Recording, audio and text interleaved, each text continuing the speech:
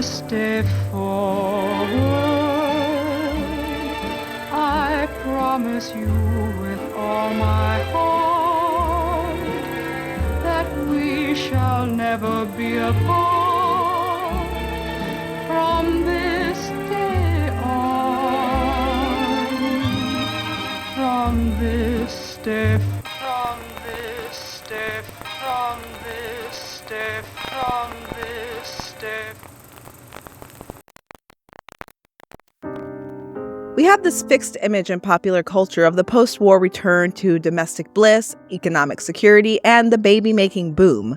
But in reality, returning vets and the men and women who tied the knot during the war years were skyrocketing the U.S. divorce rate. A 1946 article in the New York Times titled "The Whys of War Divorce" revealed some staggering statistics. More than half of America's 1.5 million war-wed GIs have returned. Already, 1 out of every 4 of these 800,000 men is entangled in divorce proceedings. Experts are predicting that by 1950, 1 million of these wartime marriages, or 2 out of 3, will end in divorce. The post-war divorce rate emerged as a significant social concern. The Whys of War Divorce named 6 primary reasons for the failure of these marriages: hasty unions, separation, disillusionment, mesalliance, fraternization, and economic hardships. The article quoted Columbia University sociologist Willard Waller, who was extremely blunt in summing up the situation. Many of these marriages were utterly preposterous, contracted by young people because death was whispering in their ear, celebrated on a moment's notice by persons who hardly even knew each other and had no conception of the meaning of their vows. 1946 would break the records for the highest divorce rate in American history, with 610,000 couples ending their marriages that year. So into the midst of this domestic crisis, Warner Brothers released a domestic message movie masquerading as a crime drama, The Unfaithful, a very loose remake of the 1940 Bette Davis box office hit, The Letter. Warner Brothers Studio, always on board to tackle and dramatize a social problem, reworked The Letter into The Unfaithful. Set in colonial Malaya and directed by William Wyler, The Letter stars Bette Davis as the adulterous, murderous Leslie Crosby in a tale of intrigue, revenge, and blackmail. Howard, I swear to you, I did not write this letter. The Unfaithful transports this tale from jungle plantations to sunny southern post-war California. The film examined the whys of war divorce and zeroed in on a cause that the New York Times cartoonist failed to illustrate: infidelity. While The Unfaithful lacks the expert direction and production of the Wyler film, and boy, is Betty really given the eyes in this one. It's notable for several reasons. The Unfaithful was actually the second remake of The Letter. The first, released in 1929 and early talkie, starred the phenomenal but also tragic actress Jean Eagles. Fired at him, and I fired, and I fired, and I fired until the gun was empty. This version gave its star, Ann Sheridan, one of her best roles and one of the biggest hits of her career at Warner Brothers. It really was an earnest attempt to even-handedly examine and confront the issues surrounding the disintegration of post-war domestic relationships. Because the reality was, many couples discovered that after years apart, a return to domestic normalcy was not as straightforward as they had anticipated. Our story takes place in Southern California. The problem with which it deals belongs not to any one city, town, or country, but is of our times. Directed by Vincent Sherman, The Unfaithful stars Ann Sheridan, Zachary Scott, Lou Ayres, and Eve Arden. Sheridan plays the happily married Chris Hunter. In contrast to Chris and Bob's picture-perfect marriage, Bob's cousin Paula has just finalized her divorce. To celebrate the official end of her marriage, Paula throws a party, a divorce party.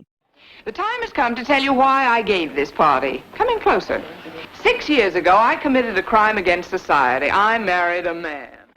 Chris is there, and so is Paula's lawyer, Larry Hannaford, a society divorce attorney who serves as a mature voice of reason throughout the film. His busy office provides a running commentary on the state of modern American love, relationships, marriage, and divorce. When a girl sees her own mother get 2 divorces, she probably thinks it's the thing to do. After the party, Chris returns home, and she's attacked outside her front door.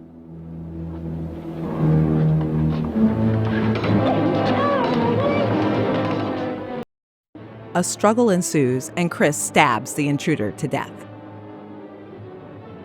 When the police arrive, she insists that she has never seen the dead man before and that the murder was self-defense. Later, it is revealed that Chris and the dead man had a wartime affair while Bob was off fighting in the South Pacific. You're no different than all the other cheating, conniving women who parade through my office. Ouch. The Unfaithful is a crime drama, a film noir, and it falls into the category of domestic noir. In these films, noir elements such as dark and shadowy cinematography, morally ambiguous characters, and a pervasive sense of cynicism and disillusionment are applied to stories set within the context of domestic life or relationships. Domestic film noir brings the noir sensibility into the intimate and often mundane spaces of everyday life. These films typically explore the darker aspects of domesticity, portraying tensions, secrets, and conflicts within households or interpersonal relationships. Typically, although not exclusively, see Pitfall and The Bigamist, domestic noir tells stories from a woman's perspective. It ditches the familiar tropes of the one-dimensional femme fatale, instead offering audiences dark stories with complex, nuanced female characters. These stories confront issues, emotions, and themes central to the female experience. Well-known examples include Mildred Pierce and Leave Her to Heaven, but there are some lesser-known gems that I would suggest you check out if you haven't seen, like Caught, Crime of Passion, and The Reckless Moment. In The Unfaithful, the audience is treated to some traditional noir visual elements and a twisty crime story and courtroom drama with Anne Sheridan's morally ambiguous Chris at the center. But beyond that, there is also a serious contemporary examination of the legal, societal, and moral consequences tied to the specific post-war domestic issue of the breakdown of wartime marriages, infidelity, and divorce. More divorces? What's American marriage coming to? Later in the film, it's revealed to the audience that Chris and Bob had known each other for only 2 weeks before marrying. 2 weeks, then you were gone. It didn't take you long to forget. I didn't forget. I didn't want to. But you were 6,000 miles away and I was alone. During the day, there were things to do. But at night, I sat alone. I ate alone. I went to the movies alone. I took a walk alone. That must have been tough. They should have given you a special With medal. 1,000 weddings occurring every week after the bombing of Pearl Harbor, hasty unions with or without regret and their post-war breakdowns was a very familiar real-life drama to the American public. Oh, you won't understand. No man could. But ask any woman who sat and waited, who tried desperately to hang on to something real when there seemed to be nothing real. This is a sentiment that undoubtedly resonated with many women in the audience. Chris makes it clear that her need to alleviate loneliness and her desire for affection never meant that she stopped loving Bob. C'est la guerre. Chris is still the unfaithful wife, but she's not a villain or one-dimensional. She's actually extremely likable. Director Vincent Sherman, who helped craft the script with screenwriters James Gunn and famous hard-boiled crime writer David Goodis, from the beginning had Anne Sheridan in mind to play Chris. The two had just worked together in the film Noir Apprentice. And for Sheridan, her 2 back-to-back films with Vincent Sherman marked a high point in a pretty uneven career at Warner Brothers. This is the Warner Brothers Studios, the greatest film production center in the world. Through its doors every year pass 100,000 aspiring boys and girls eagerly searching for a screen career. Anne Sheridan, born Clara Lou, arrived in Hollywood in 1933 after winning the Search for Beauty contest. That led to a contract with Paramount Pictures. She was cast in bit parts and smaller than bit parts and stand-in roles for over 2 years, and of the 30 films she made while at Paramount, almost all of her roles are uncredited. Moving to Warner Brothers in 1935, she appeared in B Pictures for a couple of years. Don't mind me, Jamesy, but you know you're not supposed to be in here. Yes, I know. I'll leave in a minute. Well, goodbye, Keith. and was given a significant vote of confidence and a career boost when she was assigned the supporting role in the 1937 Humphrey Bogart film, The Black Legion. But her notoriety and popularity skyrocketed after Walter Winchell praised her oomph quality in a 1939 column. Oomph wasn't Sheridan exclusive. Olympe Bradna and Simone were also touted as having it. But in the hands of Warner Brothers publicity head Bob Taplinger, oomph morphed into oomph, and Warner's held a contest to find the Hollywood actress with the most oomph. And of course, the winner was predetermined, and that was Ann Sheridan.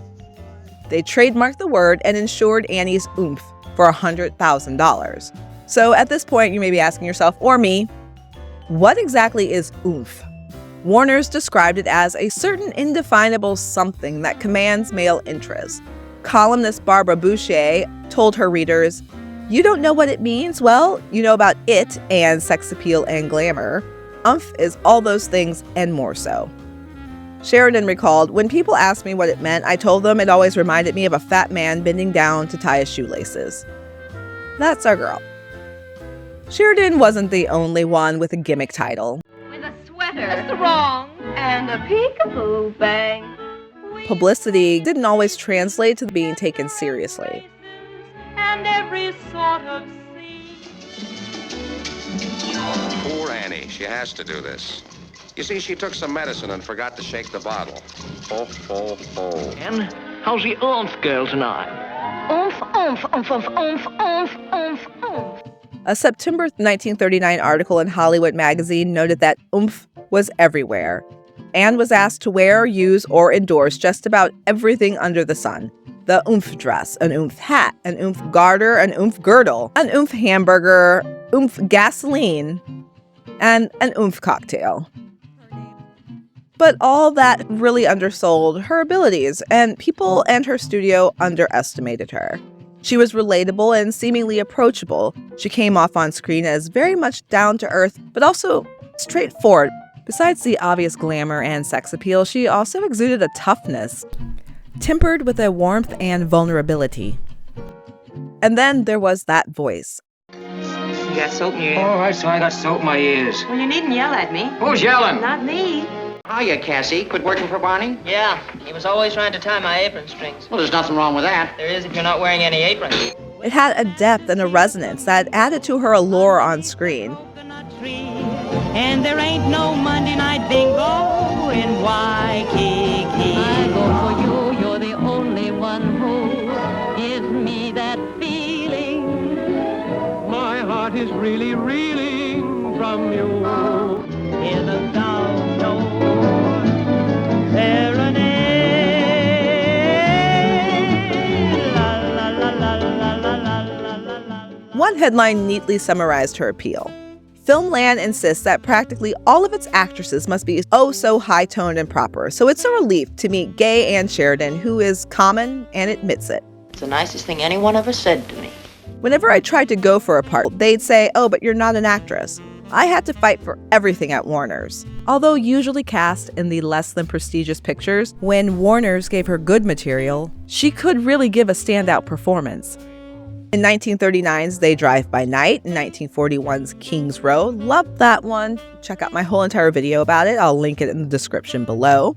1942's The Man Who Came to Dinner, and after her suspension in 1946, she came back to the studio and scored critical and box office raves with back-to-back hits, 1947's Noir Apprentice and The Unfaithful. From this step, from this step, from this step forward. When The Unfaithful was released into theaters in the summer of 1947, the public had been inundated with over 2 years of newspaper articles and magazine stories highlighting the unfaithful wife, tales of returning servicemen who discovered that while they were away, their wives carried on relationships and affairs with other men. Stories of women who had babies when they hadn't seen their husbands for years, claims that infidelity was the cause of 48% of mental breakdowns in returning vets. In the 18 months following the end of the war, the unfaithful wife character appeared in a number of popular films like Warner Brothers' Nobody Lives Forever and Paramount's The Blue Dahlia. In Nobody Lives Forever, John Garfield's character, Nick Blake, is discharged from a military hospital. He's got post-war plans, and he's got $50,000 he's stashed away from his pre-war criminal activities. He's come home, and all he wants to do is marry his girlfriend, Tony, played by Faye Emerson. Mr. and Mrs. Nick Blake. Boy, that sounded great. There's nothing for a soldier like coming home. I didn't know you smoked a pipe. I never saw this before. Nick finds Tony singing in a nightclub and discovers that she's lost all of his money. I don't know how to tell you this, but, well, I opened a place of my own about a year ago. With your money, see? But I didn't know the ropes. Before I got wised up, I went bankrupt. Not only has she lost his $50,000, she's hooked up with a shady nightclub owner. So within a few hours of his release from the hospital, all of Nick's post-war plans have evaporated. All the way back home on that hospital ship, I kept seeing your face, waiting for me.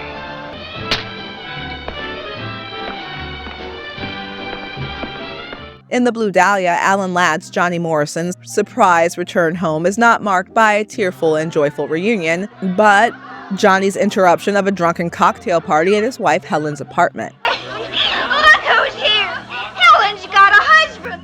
This is definitely not a "darling, I'm so glad you're home" look. Helen, played by Doris Dowling, is more annoyed by Johnny's return than anything else. She even refuses to linger in his embrace and pushes him away after a quick, chaste hug and kiss. And she's spent her war years drinking and partying. Like Tony, she's got a boyfriend, also a shady nightclub owner. Johnny's homecoming is heartbreaking to watch. He sees that Helen is an unrepentant party girl with no desire to pick up and return to their old life. I take all the drinks I like, anytime, any place. Very soon after this very nasty reunion, Helen is murdered, and Johnny becomes the prime suspect, and the story moves into thriller noir territory as the hunt for Helen's killer takes center stage. And then there's one other wife I want to mention, not exactly unfaithful, but very unsympathetic. And that's Virginia Mayo's Marie Derry in The Best Years of Our Lives. Dana Andrews' Fred Derry returns home to his wife, Marie. Like Chris and Bob, the early stage of their relationship moved fast. Married a girl I met when I was in training in Texas. Well, you and your wife will have a chance to get acquainted. Yeah. And Marie is representative of a certain population of war bride. Marie wants her handsome, heroic airman. When we go out tonight, will you wear a uniform? Oh, no. For my sake. Oh, I'm honey, sorry, you look baby. so No, handsome. She realizes very quickly that the uniform is what she fell in love with, not the man. What are you looking at? Holy smoke, honey. That's the first time I've ever seen you in civilian clothes. These are two people who don't know each other. Because I don't see how we're going to get much fun on your $32.50 a week. Marie gets far more screen time than both Tony and Helen, and the audience gets to see the gradual disillusionment, distrust. When did you pick him up? I told you, he's an old friend. He just dropped in for a friendly drink. And finally, the breakdown of Fred and Marie's marriage. I'm going to get a divorce. Obviously, infidelity wasn't and isn't exclusive to women. What were you up to in London and Paris and all those places? But women bore the brunt of the public shaming. Although The Unfaithful's Chris is a fictional character, accusations, shameful admissions, and scandalous stories of real women and their infidelity made headlines. Opera star Grace Moore made a public call for unfaithful GI wives to have their heads shaved as punishment for betraying the vows of marriage. But servicemen who fathered children with women overseas, if they wanted, could come home and forget all about them. The April 8, 1946 issue of Stars and Stripes outlined the official United States policy on war children. Girls who are expecting a child fathered by an American soldier will be provided with no assistance by the American Army. If the soldier denies paternity, no further action will be undertaken other than to merely inform the woman of this fact. If the soldier is already in the United States, his address is not to be communicated to the woman in question. The soldier may be honorably discharged from the Army, and his demobilization will in no way be delayed. November 30th, 1945 column entitled "Veterans Who Sue Wives for Infidelity Forget Their Own Conduct While They Were Away." Very on-the-nose title there. Ruth Millett, called out the hypocrisy and made a plea for a measured, mature, and realistic response to wartime infidelity. Right now, the Navy is trying to answer a chaplain's complaint about the prostitution situation in Japan, in which the chaplain says he saw a line of enlisted men 4 abreast, almost a block long, waiting for their turn at a house of prostitution.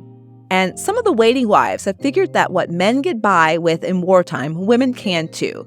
But there has been no leniency in anyone's judgment for airing war wives. For the sake of marriage and the children involved, shouldn't the realistic attitude be what happened during the war years when living was not normal for either men or women should not be allowed to break up a marriage? The important thing now is to give the marriage a chance and see if it won't work under normal conditions.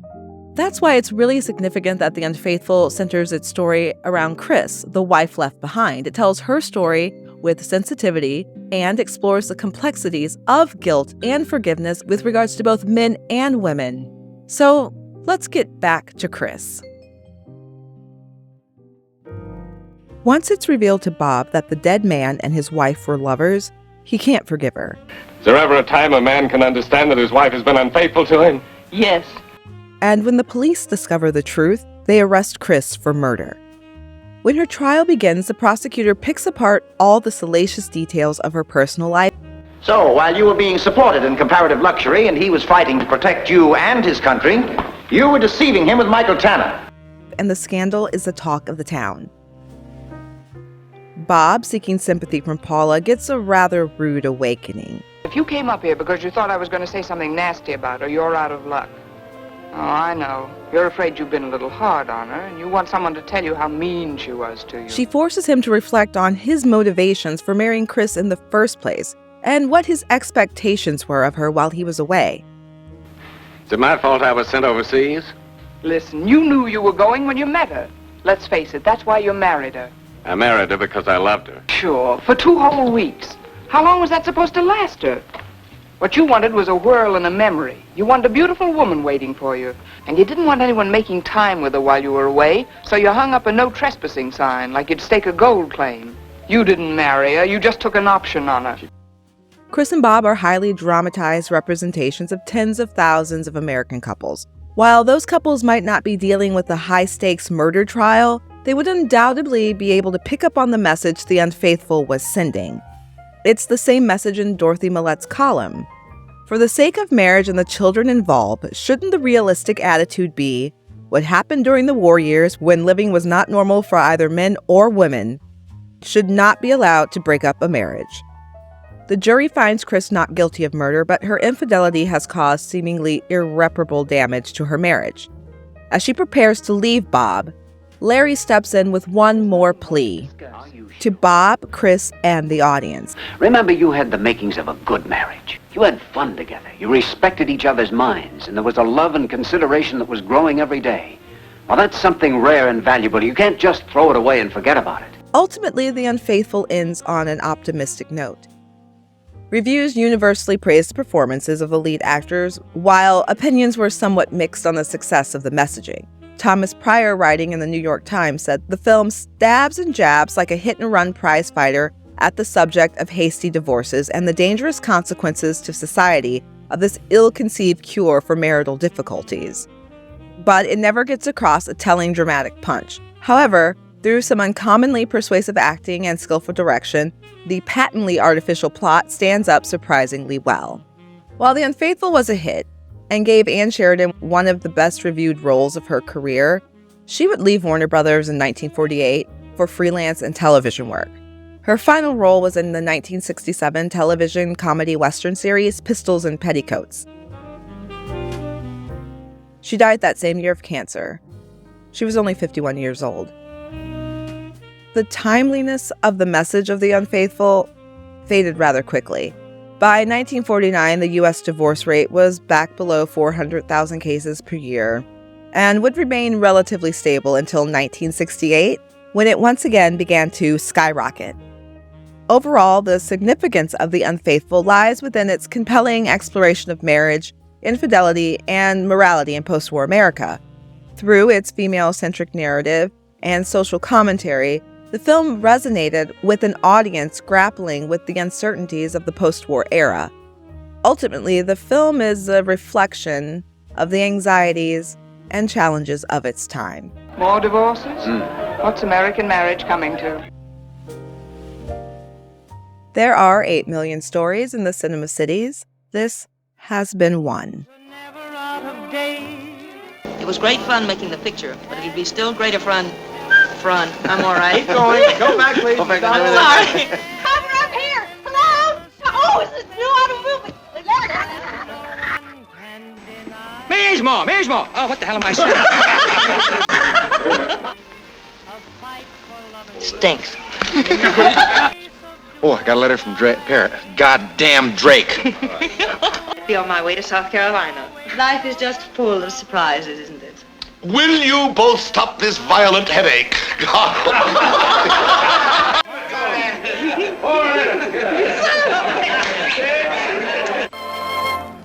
And believe it or not, that was me singing As Time Goes By.